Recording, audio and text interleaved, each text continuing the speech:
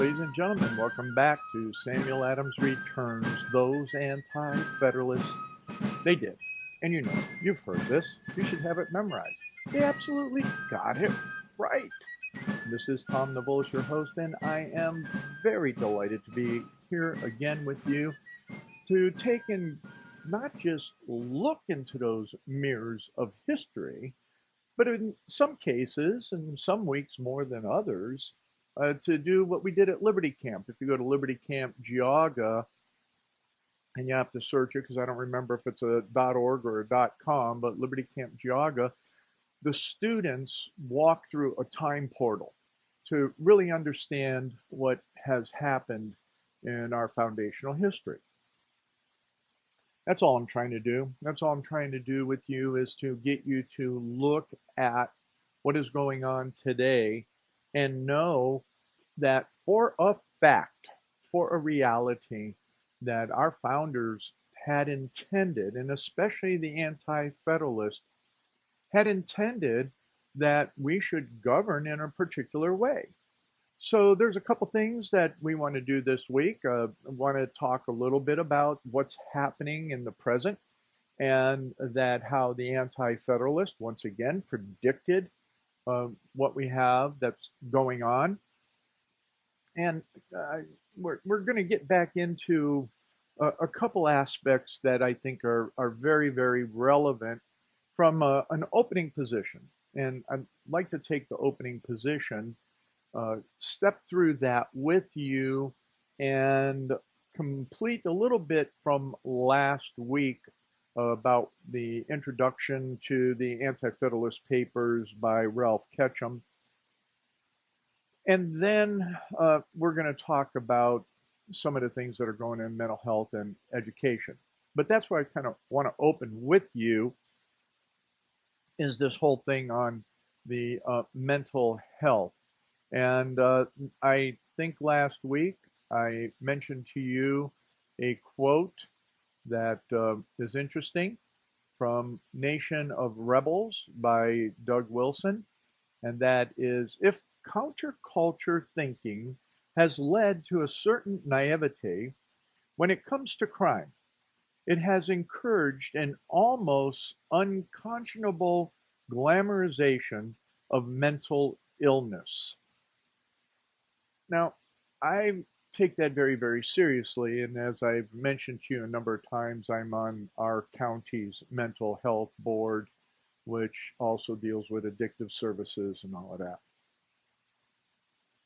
As I look at a lot of legislation that's happening out there, especially here in Ohio, after that shooting down in the Dayton area, our governor has gone off his rocker.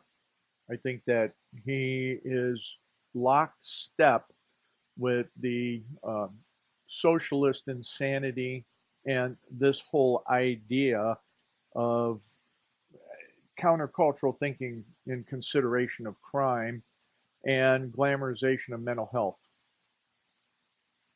When I have taken in and looked very, very hard at the educational aspect of what's going on, of what is being pushed and implemented in schools, and it just comes to the simple idea, if you take and you look at a lot of the demonics that Jesus healed, they were thought to be mental. They were thought to have mental health issues. They were thought to be crazy. Well, in fact, as we know, sinful man has that propensity to do things that are outside of the God-given natural components of humanity. And in reflection of that, you could say, yeah, that's crazy. Because when you don't follow the fundamentals of morality, basics of the Ten Commandments, the basics of common law, yeah, that has some issues definitely around it. And from the educational point, I want to kind of give a preface to what we'll talk about as we get into the other segments, is that I was looking up, so let me restate that. I was taking and looking up some additional areas relative to the Constitution, and you hear all the screaming going on, especially as we see more and more of the insanity. This is insanity of the Democrats and what they're doing within the context of their impeachment inquiry. So I'm going, why is it that people don't know a whole lot of what all they should know? Well, to everything that I just mentioned, and I've talked about last week on the moral issues, the virtue, and all of that. Well, I came across this letter in the epilogue of the Founders Constitution. That's these 5 volumes here. It's in volume 1, page 668, chapter 18, document number 6, Samuel Adams to James Warren. This was the 4th of November in 1775. Adams wrote, "Let me talk with you a little about the affairs of our own colony, that being Massachusetts of the time. I persuade myself, my dear friend, that the greatest care and circumspection will be used to conduct its internal policy with wisdom and integrity. The eyes of mankind will be upon you to see whether the government, which is now more popular than it has been for many years past, will be productive of more virtue, moral and political. We may look up to armies for our defense, but virtue is our best security. It is not possible that any state should long remain free where virtue is not supremely honored. This is as seasonably as it is justly said by one of the most celebrated writers of the present time. Perhaps the form of government now adopted and set up in the colony may be permanent. Should it be only temporary, the golden opportunity of recovering the virtue and reforming the manners of our country should be industriously improved. Our ancestors, in the most early times, laid an excellent foundation for the security of liberty by setting up in a few years after their arrival a public seminary of learning. And by their laws, they obliged every town consisting of a certain number of families to keep and maintain a grammar school. I shall be very sorry if it be true, as I have been informed, that some of our towns have dismissed their schoolmasters, alleging that the extraordinary expense of defending the country renders them unable to support them. I hope this inattention to the principles of our forefathers does not prevail. If there should be any danger of it, would not the leading gentleman do eminent service to the public by impressing upon the minds of the people the necessity and importance of encouraging that system of education, which, in my opinion, is so well calculated to diffuse among the individuals of the community the principles of morality, so essentially necessary to the preservation of public liberty? There are virtues and vices which are properly called political: corruption, dishonesty to one's country, luxury, and extravagance tend to be the ruin of states. The opposite virtues tend to their establishment. But there is a connection between vices as well as virtues, and one opens the door for the entrance of another.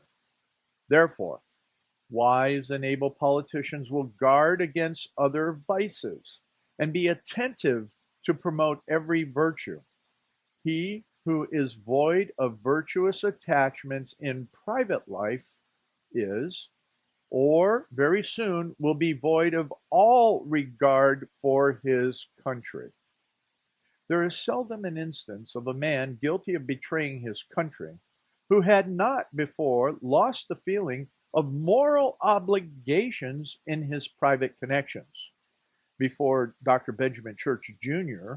was detected of holding a criminal correspondence with the enemies of his country, His infidelity to his wife had been notorious, since private and public vices are in reality, though not always apparently, so nearly connected, of how much importance, how necessary is it that the utmost pains be taken by the public to have the principles of virtue early inculcated on the minds even of children, and the moral sense kept alive, and that the wise institutions of our ancestors for these great purposes be encouraged by the government.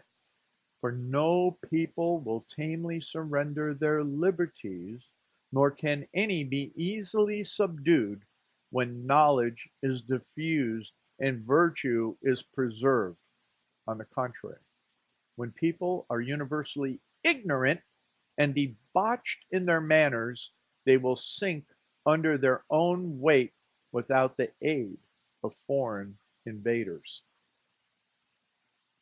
Wow, I think we can take a hard look at what is there in your notes on this letter that Sam Adams wrote to James Warren, and we can click off the connections of Pelosi, Getty, Newsom, and the other family of foursome that have controlled California.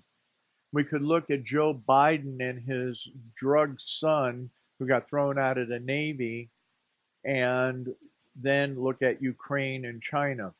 We could look at the Clintons and all their cash, drug dealing, murderous adventures in globalism, and the connections to the corruption that happened in the Clinton White House, as well as what we see with Hillary.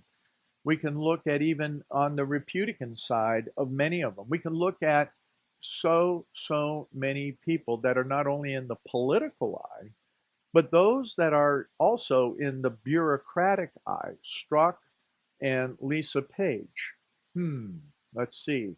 And you just continue through all of these various items of these other leakers being immorally connected in love triangles with reporters. On and on these things go. So, what Sam was writing about, our schools are absolutely void. And we're going to talk about some of that in the second segment. And it reflects back then on the countercultural thinking has led to certain naivety when it comes to crime. It has encouraged an almost unconscionable glamorization of mental illness. Well, am I saying that those people out there are mentally ill? No, I'm saying that they're void of morality, they're void of public virtue because they have no moral character that allows for private virtue, and therefore it leads to bad governance. Schools, when we look at the schools, instead, what we're doing is we're chasing down all these other mental illness nonsense instead of looking at what real parenting looks like from the church, and how do we take and we raise up our children in a proper manner so that they could be the citizens that, I don't know, a number of us are. And we look back to what happened in the 50s and 60s when we were early going to school, and just the change in the whole educational system, that there's no morality there. So in the mid 60s, when they took the Bible out of the classroom and the Ten Commandments out of the classroom, morality went out the window. And you can't have a good sense and direction towards liberty without morality and virtue. I think Sam's commentary just really proves that out. Well, when we come back into the second segment, because we only have a few seconds left in this one, is we are going to go back to that introduction of the Anti-Federalist Papers from Ketchum, and then we're going to start moving into that whole idea of education, and I'm going to run through with you a number of different quotes. We'll catch what we can in the second segment and definitely close it up in the third segment. Education right now is the bane, the destruction, especially in the universities, of this constitutional republic. So come on back in the next segment when Sam Adams returns and the Anti-Federalists get it right. Ladies and gentlemen, welcome back to this second segment of Samuel Adams Returns. Those Anti-Federalists, they got it right. I want to thank everybody that is there at Liberty Works Radio Network for adding me to another segment on Saturdays. So for all of you who are listening to this and those that are watching it on YouTube and looking at the archives at samueladamsreturns.net, the Liberty Works Radio Network has decided to add me into another segment for those on the West Coast. It'll be on 10 p.m. on, I think it'll be 10 p.m. on Fridays because it'll be 1 a.m. on Saturdays. So the time slots that I'm now in are 1 a.m. on Saturdays, 9 a.m. on Saturdays, and then 7 p.m. on Saturdays. And then at Soaring Eagle Radio, it's 8 p.m. on Saturdays. So that's with Soaring Eagle, which is 101.1 FM in Lima, Ohio. So delighted that you are getting the first and third segments of the programming here. So all of those there are not getting the second segment. So they don't even know I'm talking about them, which we'll have to remind them of that when we go into the third segment. But once again, go to these stations, go to Liberty Works Radio Network and check out all the programming and donate. Make sure that you're contributing. It is listener funded. Same thing with Soaring Eagle. They're doing a great work, a lot of good stuff. Well, I said in this segment I didn't want to take and go too far away from the various things, but what I am interested in taking a walk through with you is what we kind of were talking about last week. And I wanted to finish it off on the Anti-Federalists, where their political thoughts.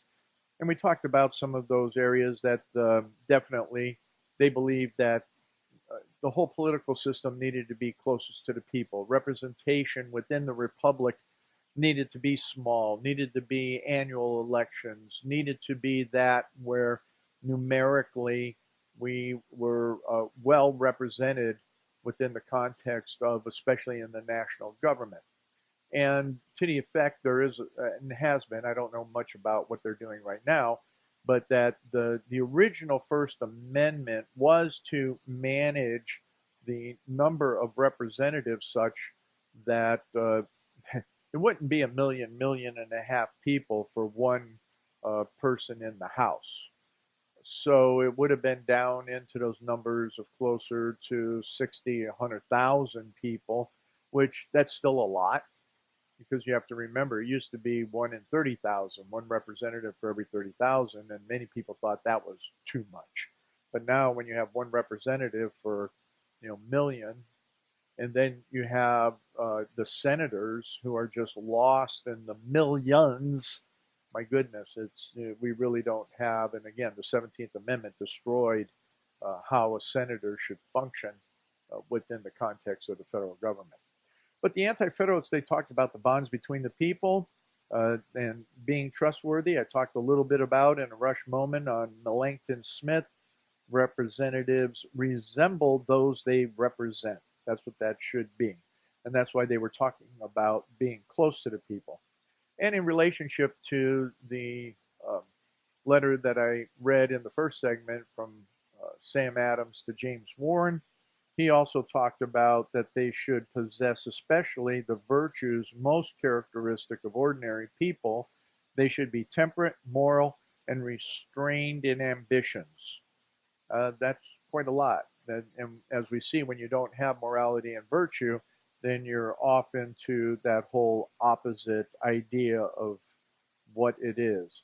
So when we're looking through that paragraph real quick and what is happening, that how Smith observed that the potential of less temptations are inclined by habit and by the company with whom they associate to set the bounds of their passions and appetites. He envisioned a government popular confidence and respect, vital at the local levels where the virtues of ordinary people could prevail.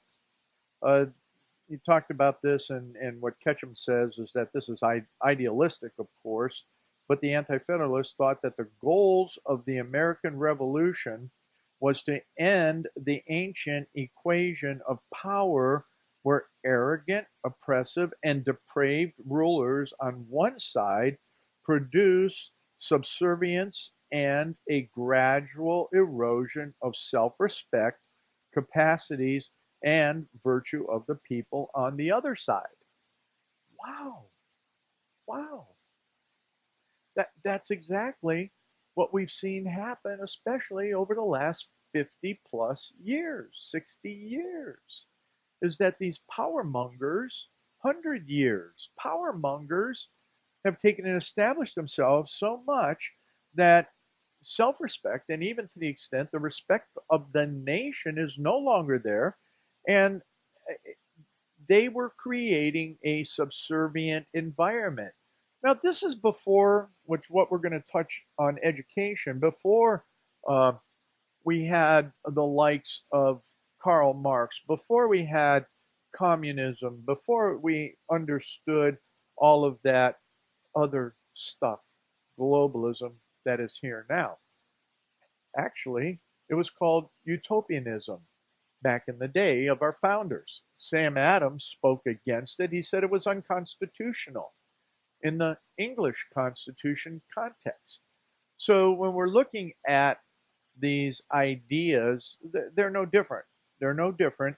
And so we have them on steroids right now. And thankfully, we have someone like Donald Trump who understands all that and is actually fighting against it. So what the Anti-Federalists were looking at is that the result was an increasing corruption and degeneration in both rulers and ruled. My goodness, look at the left, how degenerate they are. And we're going to talk about one of that real quick. I'm giving you the reference to what the first non-binary American wants the Supreme Court to know about transgenderism. That's in your references as well. But you talk about, here it is, this corruption and degeneracy in both rulers and ruled. We see that all over. Unless the cycle could be broken, independence would mean little more than the exchange of one tyranny for another. The aspiration of the Federalists for commercial growth, westward expansion, increased national power, and effective world diplomacy were in some ways attractive and worthy, but they also fitted an ominous, all too familiar pattern of great splendor, consolidated government, and universal empire that the American Revolution had been fought to eradicate. Many Anti Federalists, inculcately perhaps, were unwilling to abandon this ideal in the hope that the New World might be a different and better place to live. So, in context, the debates on the ratification were basically between those two philosophical positions. And I think in some regards, we still have that battle going on today on those philosophical positions, in that we who are anti federalist, many that are out there that call themselves strict constitutionalists, or those that really don't understand the historical context of it all, that are members of the Tea Party, but are trying to ensure that constitutionalism in a more puristic format is followed. Um, that's the battle against everything else that's out there, what we call the left, or the Democrats, the socialists, the communists, the immoral, those lacking virtue, those lacking credibility, the debauchery, all that the Anti-Federalists were talking about that leads to tyranny and despotism. And when you think about it, is that what we have are those that would shut down truth, which develops tyranny and despotism. I just got the 5 minute sign from Kath, and so we're just looking at what is happening with this impeachment inquiry. And I'll tell you what, I thought that the letter that came from the White House counsel in relationship to all of the queries that are coming from an illegitimate leftist panel of uh, you know dog mess under the guise and leadership of Adam Shifty, who really is mentally deranged, and only because he is so sinfully uh, bent that he has no morals, he has no virtue, he has nothing that establishes good governance. So I read that whole letter, 8 pages of the letter that was sent from the White House counsel regarding this kangaroo court, if you will. And it is. It's a. You read that and all the documentation and all of the footnotes that go in that letter, and quite frankly, we do have a House of Representatives that is out of control under the Democrat leadership. Many of you know that listen to this program.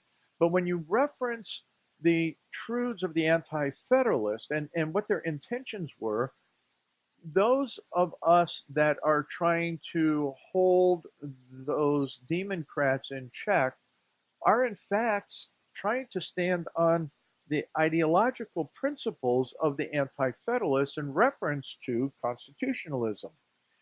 And that one of the many components that many people do not understand is that under the predictions of the Anti Federalist, what I always say, we have exactly what they predicted. We have exactly what they predicted when it comes to how this Constitution has been moved forward in its implementation and how it is taken and now perverted by virtue of what's going on in the courts, as Brutus warned about, what's going on in the legislative area, which many of them had warned about. Sam Adams even talked about. Much of what was predicted to go down in the environmentalism, regulations, all the way, as I mentioned last week in a number of different times, ladies, to your boudoir, and men, to your wine cellars. Everything is controlled or taxed or fees or additive regulations that cause our liberties to come under a sense of despotism. Well, that's a lot to say, and that's a lot to chew through and really understand. But it does come down to what we have from these foundational truths, what we have, even if you take and you study all of the documentation that is in the Founders Constitution behind me and online from University Press at University of Chicago, and follow the line of justification for how we would really look at the implementation of a constitutional government when we understand, as I talked about several programs ago, that all authority for governance is in and under the biblical living God of the universe, the King of Kings, the ruler of all things. When people understand that and put all things into perspective, especially within the context of government, whether it's self government, self governing, family, business, whatever, when you put it into the context on what that means in that relationship, you have a whole different world. Now you are looking at the moral ideas of what it means to rule, and then you can look at private and public virtue. Sam Adams got it right, and so did those anti-federalists. They pretty much gave you a good roadmap to follow. So we're going to talk more about some of that when we get into the next segment. Ladies and gentlemen, welcome back to Samuel Adams Returns. Those anti-federalists, I just keep proving they got it right. Absolutely, unequivocally. And this is Tom Navolis, your host, and I want to welcome back all of those at Soaring Eagle Radio. And guess what? We talked about you in the last segment. And if you want to see all the archives and the video of the program or get the podcast, go to samueladamsreturns.net. And for those on the West Coast, what we talked about in the second segment, those there on Soaring Eagle that may know people on the West Coast, is that we're in 3 time slots now on Liberty Works Radio Network. We have a 1 a.m. on Saturdays. We have the 9 a.m. on Saturdays and the 7 p.m., as well as the 8 p.m. here on with you at Soaring Eagle. So with that, we're going to jump back into some of the things that we were talking about. And as we move through, I mentioned briefly in the second segment about what you have in your notes, an article. And I'm only going to speak of it briefly because I want to get on to other information about education that we talked about in the last segment as well, is that an article that is here in the Federalist.com. It is what the first non-binary American wants the Supreme Court to know about transgenderism. The subtitle is that after a good faith period of participation in the grand gender experiment, I came to believe the whole thing was smoke and mirrors. Complete quackery, says Jamie Shoup. This is a very interesting article that goes through what the Supreme Court is hearing on a landmark case on gender identity and sex. And this was, I think, last Tuesday. And the oral arguments are for the case that's known as RG and GR Harris Funeral Homes, Inc. versus Equal Employment Opportunity Commission. And this James Shoup offers a perspective in an amicus brief, which is a brief friendly to the court for this case. And what you have here is a whole interview between Nicole Russell and this James Shoup. Just to give you the synopsis, is this person in 2016 in the Oregon Circuit Court ruled Shoup could change his gender to non-binary, the first legal ruling of its kind. And the LGBT activists lauded it as a landmark decision that now plagues Shoup. And through this article, Shoup talks about and just gets flat out honest about what happened and why he went through this whole transgender thing, and even subjected himself to medical treatment and surgeries. And then realized in the midst of it all, and I do mean mist, the clouds, the fog, the deception, is that it's a mess. You know, just as he was saying, it's a mess. It's a mess. And that God created, he doesn't say it this way, but I will, is that God created us man and woman. And he did that for his purposes and reasons. But as we talked about in the first segment, when a nation becomes debauched, when you have no morality and no virtue, it leads to losses of liberty. And what the anti-federalists were predicting is that the courts would become those components of destroying liberty because of their lack of accountability. Read Brutus. He talks about that over and over again. Well, I just have to say is that if you're interested in this, go read it. The author again of this article is Nicole Russell. She says, for readers who may be unaware of your journey, describe why you decided to become the first legally non-binary person in the United States. That's the first question. And then it goes on from there. So let's jump from here because part of this goes to wait a minute. What did Sam Adams talk about relative to education and the fact that we needed to be teaching morality within the context of our schools?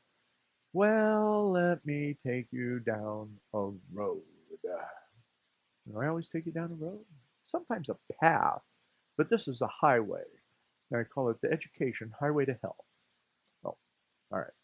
Anyway, I really like this one organization, and I should have brought my other mouse. And this organization is the authorityresearch.com. I've talked to you about them before, and out of all the things that they have in here, which is a lot, they have a section on issues. And in the issues, there is list upon list upon list of issues. But one that I thought was relevant to today's conversation is that on education. So this titled on this issue is History versus Social, in quotes, ist studies. So history versus social studies or socialist studies by Dean Gotcher. And he begins with some quotes, and I wanted to go through those quotes because I think they set the whole tone. And if I don't get into the rest of the body of this, at least these quotes set the tone for you so that you can then have that desire to go to the references at samueladamsreturns.net and be able to follow this because I think it's important. So we're seeing that. We're seeing it in education where they're destroying our history. They're destroying how history is taught, and they moved it away from true history to this social science, social classes, which is socialist. Here's the quotes. First quote, for all that is in the world, the lust of the flesh and the lust of the eyes and the pride of life is not of the Father, but of the world. And that's 1 John 2:16. And I know that Doug Wilson is preaching a series on 1 John as well. So you ought to check out his series on YouTube or at Canon Press because I think it's real interesting. Next quote. For the dialectic method, the central problem is to change reality. Reality with its obedience to laws. And that was written by Gargry Lucas. History and Class Consciousness. What is Orthodox Marxism? We want to change that reality. We have that going on all over right now, changing our reality in education. And it's being foisted upon us and the children through the educational system. Another quote. To enjoy the present reconciles us to the actual. Karl Marx. Critique of Hegel's philosophy of right. Self-actualizing people have to a large extent transcend the values of their culture. They are not so much merely Americans as they are world citizens, members of the human species first and foremost. Abraham Maslow, the father, let me state that again, from Maslow, the farther reaches of human nature. Boy, we all look at Maslow as the big deal on, all of his hierarchy of needs and all of that type of stuff. The guy was a socialist / communist. But here's what we have going on. If you take and go back to the first segment on what I read you on that quote about mental illness, the self-actualizing people have to a large extent transcend the values of their culture. That means you got to get over the values of your culture. So that's why we have a culture war going on. In the dialogic relation of recognizing oneself in the other, they experience the common ground of their existence. Jürgen Habermas, in his book, The Knowledge and Human Interest, Chapter 3, the idea of the theory of knowledge as social theory. My goodness. So, just in this first paragraph, that's going to just launch you, but I want to jump a little bit into the second paragraph first because, once again, I'm on that board of mental health. And when you see, you watch what's going on in all these different agencies and the what I call the psychobabblist, you're seeing all of this self-actualization. So here's an interesting quote in the second paragraph of this article. It is the role of the psychologist, i.e., the behavior scientist, and I got a degree in behavioral science, the group psychotherapist, the facilitator of change, the transformational Marxist using the dialoguing of opinions being feelings to a consensus, an affirmation, dialectic, dialogue, process, a method, or a formula to seduce, deceive, and manipulating everyone in the room, turning them into chickens, rats, and dogs in order to help them create a new world order where they can do wrong, disobey, sin, lust with an impunity. It is in this, the group grade, safe zone space place. Don't be negative, be positive.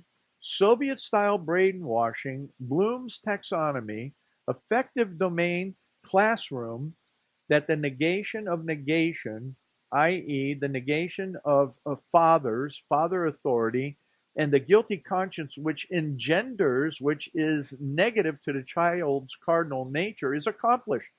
The educator does not have to tell the students to question, challenge, defy, disregard, attack their parents' authority when they get home from school if they were not already doing that.